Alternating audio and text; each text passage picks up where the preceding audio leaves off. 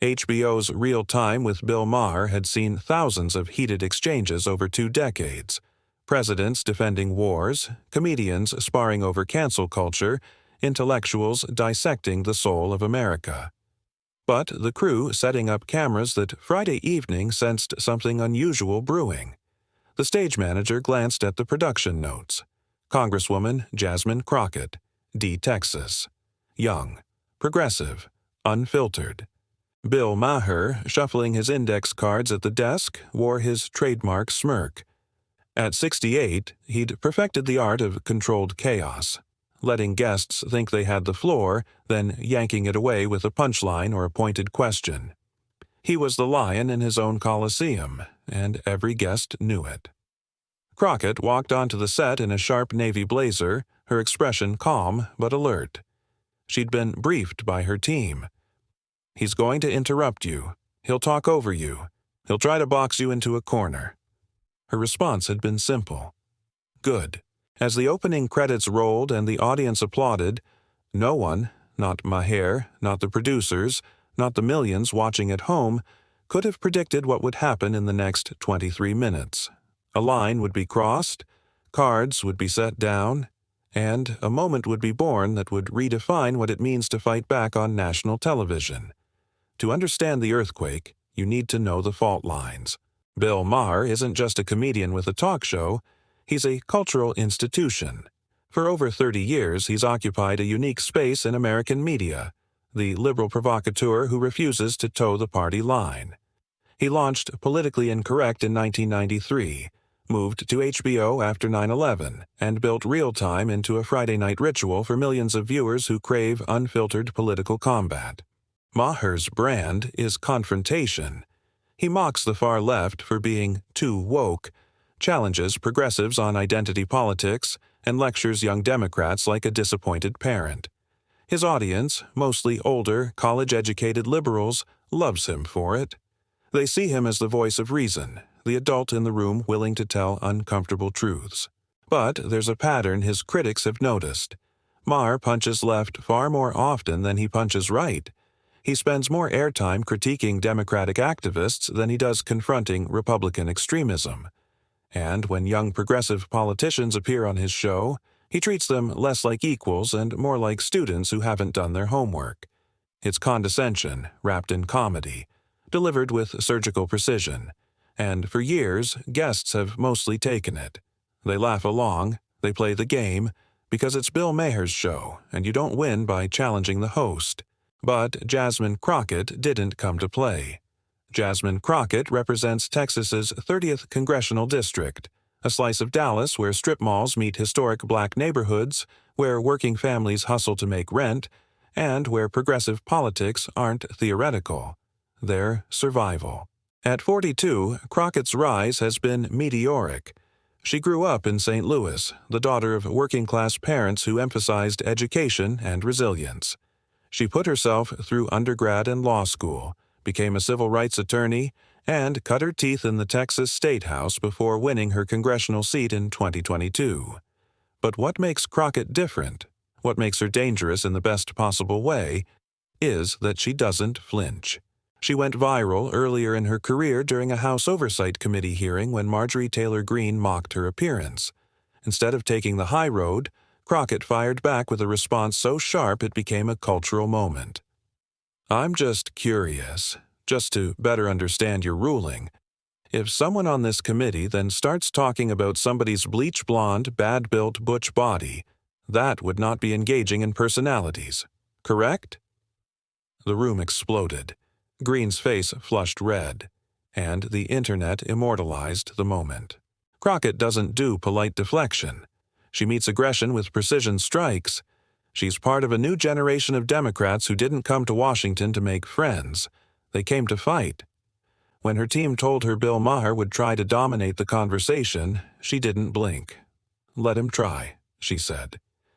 The panel that night included Crockett, a Republican strategist, and a moderate political journalist. Standard real-time formula. One progressive, one conservative, one reasonable centrist.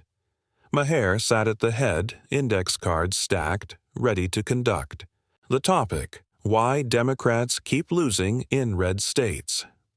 It was a setup, and Crockett knew it. Maher opened with his thesis, delivered in that familiar sardonic tone. Look, I love Texas. Great barbecue, fantastic music, beautiful landscapes, terrible politics. The audience laughed. Maher smiled, savoring it. And here's the problem, he continued, gesturing toward Crockett. Democrats keep sending progressives to fight in places where progressives can't win. You represent Dallas, which is blue, sure. But Texas as a whole?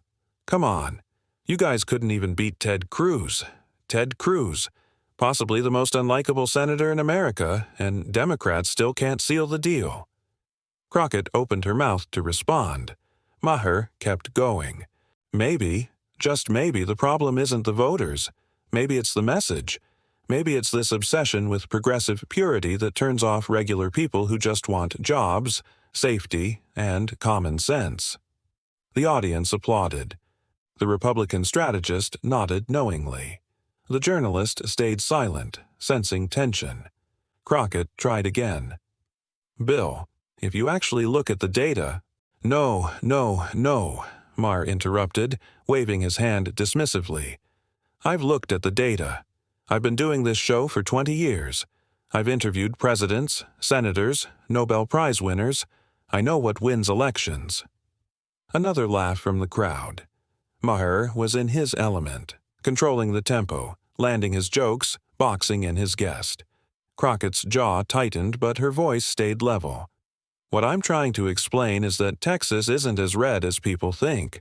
We've flipped multiple state house seats. We're registering new voters at record rates. We're building real infrastructure. Maher cut her off again. Sure, you win in cities. Everybody knows that. Democrats dominate urban areas. But statewide? Show me a Democratic governor. Show me a Democratic senator. I'll wait.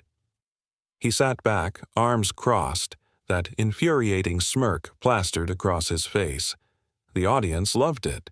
This was peak Maher, the "I'll wait" power move, the rhetorical trap that left opponents stammering. But Crockett didn't stammer. She leaned forward slightly, her eyes locked on Maher's. You know what, Bill? She said, her voice quiet but cutting. You're not going to wait, because you don't actually want an answer. You want to make your point, get your laugh, and move on. The room shifted. The journalist's eyebrows shot up. The Republican strategist put down his drink. Maher's smile flickered. Crockett continued, her voice gaining strength. But since you asked, let me tell you something about winning in red states that you clearly don't understand from your studio in Los Angeles. The audience went silent. Maher's hand, which had been reaching for his cards, froze midair. And in that moment, everyone watching, in the studio, at home, on social media within minutes, realized something had just changed. This wasn't going to be another typical Bill Maher segment. This was about to become a reckoning. Maher sensed the shift, but his instinct was to double down. That's what had always worked before. Okay, first of all, ouch, he said, getting a small laugh. Second, you're right. I don't run for office, but I don't have to be a pilot to know when a plane is crashing, and right now, the Democratic Party in red states is crashing. Scattered applause. Maher was trying to wrestle back the momentum. You want to talk about the actual work? Fine. Tell me what progressive policy you've passed that's made a real difference in Texas. Because from where I'm sitting, Republicans control everything. The governor's mansion, the state legislature, the courts, the school boards. So what exactly have you accomplished besides virtue signaling on Twitter? It was brutal, and Maher delivered it with perfect comedic timing. The audience applauded again. The Republican strategist nodded approvingly. Crockett sat there, hands folded calmly on the table. She didn't look angry. She looked focused. You really want to go there, Bill? She asked softly. I asked the question, didn't I? Crockett nodded slowly. Okay, then let me tell you what I've accomplished. And when I'm done, you're going to put down those cards and actually listen for once. The room held its breath. Since taking office, Crockett began, her voice steady and deliberate, I've secured over $50 million in federal funding for my district. Real money, not abstract policy. Actual dollars that went to infrastructure projects, community health centers, small business grants. Real impact for real people. Maher tried to interrupt. That's just earmarks. I'm not done, Crockett said firmly, her hand raised. The authority in her voice stopped him cold. I've co-sponsored legislation on voting rights, criminal justice reform, and healthcare access. I've held town halls in every part of my district, including the conservative areas you claim Democrats don't understand. She paused, letting that land. But here's the part you really need to hear, Bill. Every single week I meet with constituents, working people, single mothers, veterans, small business owners, and you know what they tell me? The studio was dead silent now. They're tired of being told what they need by people who've never lived their lives. The words hung in the air like a challenge.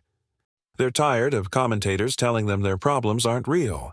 They're tired of being called too woke for wanting clean water, safe streets, and affordable health care. They're tired of being told they're unrealistic for expecting their Congresswoman to actually fight for them. Maher's cards were flat on the table now. He wasn't shuffling them. He was listening. So, yes, Bill, I'm a progressive in Texas. And you know what? I'm winning. Not in spite of my values, but because of them. Because when you actually talk to people, really talk to them, not hate them, they respond to honesty. They respond to someone who gives a damn. The audience erupted. Not polite applause, real applause. Sustained, standing ovation-level applause. Some people were on their feet. Maher sat back in his chair, visibly processing. His smirk was gone. His cards lay abandoned. This wasn't how his show usually went. As the applause died down, Maher tried one more time to regain control. He picked up his cards again, falling back on humor. Okay. That was a very passionate speech, but passion doesn't win elections. Strategy wins elections. And the strategy... Crockett smiled. Not the tight, controlled smile from earlier. A real smile. The smile of someone who'd been waiting for this exact moment. You're absolutely right, Bill, she said. Strategy does win elections. Maher gestured for her to continue, but there was weariness in his eyes now. So let me tell you about my strategy. The one that actually worked. She leaned forward, her gaze never leaving Maher's face. My strategy was simple. I listened. I showed up. I didn't talk down to voters. I didn't assume I knew better than them. She paused. And I didn't interrupt them every 5 seconds to tell them why they were wrong. The audience erupted in laughter. This time the laugh was unmistakably at Maher's expense. He felt it. His smile tightened. Crockett pressed forward, her voice taking on a sharper edge. And here's the thing, Bill. You keep talking about what Democrats need to do to win. But you know what the real problem is? The room went completely silent. It's not progressives. It's people like you. The Republican strategist's mouth fell open. The journalist stared at Crockett with something like awe. Maher put down his cards completely. Excuse me, he said quietly. You heard me, Crockett said, unflinching. The problem isn't that Democrats are too progressive. The problem is that we have commentators, liberal commentators, who spend more time attacking their own side than they do fighting Republicans. She leaned in. You know who loves your show, Bill. Republicans. Because every week you do their job for them. You call Democrats too woke. You mock activists. You tell working people that their concerns about racism, inequality, and justice are just performance art. Maher started to object. That's not what I... Yes, it is, Crockett cut him off. It's exactly what you do. And here's why it matters. She was in full control now, and everyone knew it. When Democrats see people like you, people who are supposed to be on our side, constantly tearing us down, it demoralizes our base. It tells young people who want to get involved that they're not welcome unless they meet your approval. The audience was riveted. Some were nodding. Others looked uncomfortable. But everyone was paying attention. You want to know why Democrats struggle in red states? It's because we're fighting a two-front war. We're fighting Republicans, obviously, but we're also fighting people like you, who tell us we're doing it wrong, even though you've never done it at all. Maher tried to laugh it off. Come on, that's not fair. I criticize Republicans all the time. Sure you do, Crockett agreed, but you expect Republicans to be awful. You're not disappointed in them. But Democrats, you hold us to impossible standards. We have to be perfect. We have to appeal to every moderate. We can't be too progressive, too passionate, too anything. And if we lose, it's because we didn't listen to Bill Maher. She paused, her eyes blazing. Well, guess what, Bill? I didn't listen to you. I didn't run as a moderate. I didn't water down my message. I didn't apologize for caring about social justice. And I won. She let that sink in. So maybe, just maybe, your political instincts aren't as sharp as you think they are. The audience exploded. The applause was thunderous now. People were cheering, whistling, on their feet. The journalist was openly grinning. Even the Republican strategist looked impressed, nodding despite himself. Maher sat there, hands flat on the table, cards completely abandoned. His face was flushed. He looked like he wanted to respond but couldn't find the words. When the applause finally subsided, Maher tried one last time. Look, I respect your passion, he said, his tone more conciliatory now. But— No buts, Bill, Crockett interrupted one final time. You asked what I've accomplished. I told you. You asked how progressives can win in red states. I showed you. You asked about strategy. I explained mine. She looked directly into the camera. And for everyone watching at home who's tired of being told you're too progressive, too woke, too demanding, don't listen to these commentators. Listen to your neighbors. Listen to your community. And when someone like Bill Maher tells you you can't win, prove them wrong, just like I did. The studio erupted one final time. This felt like a release, like the audience had been waiting years for someone to say this. They stood, they cheered, they applauded until their hands hurt. Maher looked at his cards one more time, then pushed them aside completely. It was a gesture of surrender that few people had ever seen from him. Okay, he said quietly. Okay, you made your point. Crockett nodded. Thank you for finally letting me finish. The journalist and Republican strategist both laughed, breaking the tension. But the power dynamic had fundamentally shifted. This was no longer Bill Maher's show. For these 23 minutes, it had belonged to Jasmine Crockett. Before the show even finished airing, the moment had gone viral. Someone in the studio audience had recorded Crockett's "People Like You" line on their phone and posted it to X, formerly Twitter. Within minutes, it had thousands of views. Within an hour, hundreds of thousands. By the time the credits rolled, Jasmine Crockett vs. Maher was trending nationwide. Clips flooded every platform. TikTok, Instagram, YouTube, Facebook. Everyone wanted to share the moment when Jasmine Crockett made Bill Maher put down his cards. Progressive activists were ecstatic. One prominent account tweeted, "This is what happens when you send a fighter instead of someone who's worried about being liked by TV hosts. Jasmine Crockett just became a national figure. Teacher Crockett, 2028. Another wrote, "Bill Maher has been punching left for years. About damn time someone punched back." Memes flooded the internet. The image of Maher setting down his cards became iconic instantly.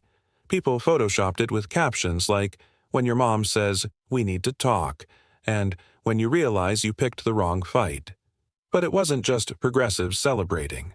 Some moderates and even conservatives admitted Crockett had earned their respect. One conservative commentator tweeted, "Don't agree with Crockett on policy, but you have to respect someone who doesn't back down. That took guts."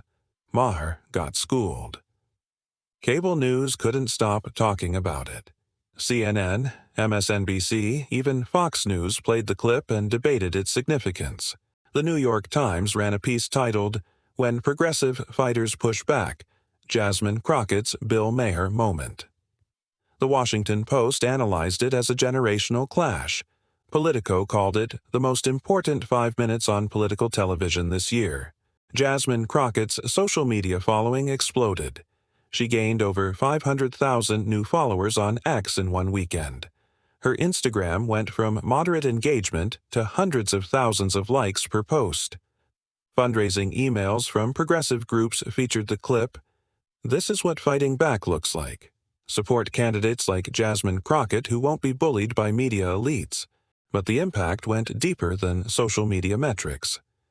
The exchange sparked a genuine national conversation about several critical issues.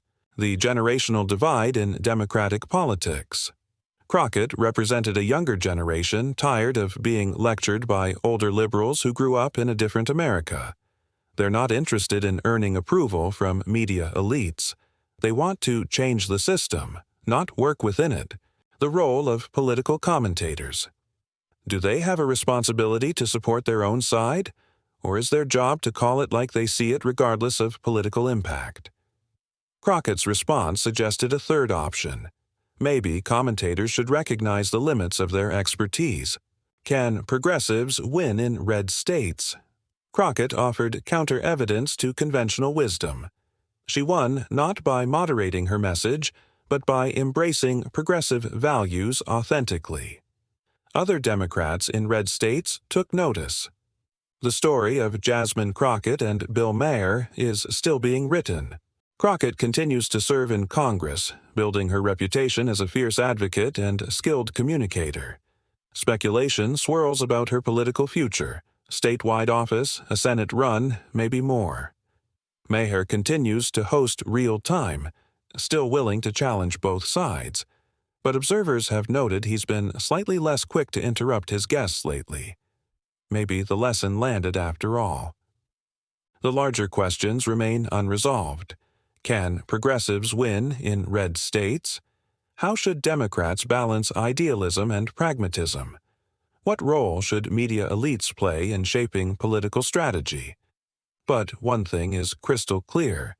The old model, where media personalities dictate terms to elected officials, is dying. A new generation is stepping up, demanding to be heard on their own terms. They're not asking for permission anymore. Jasmine Crockett's moment with Bill Maher will be remembered as a turning point. The night a young congresswoman from Texas made a comedy legend put down his cards and actually listen. And in doing so, she sent a message that echoed far beyond that HBO studio. The future won't be interrupted. If this story moved you, hit that like button, share it with someone who needs to see it, and subscribe, because truth deserves witnesses. Drop a comment below. Do you think Crockett went too far? Or was this exactly what Democrats needed? Who should she debate next?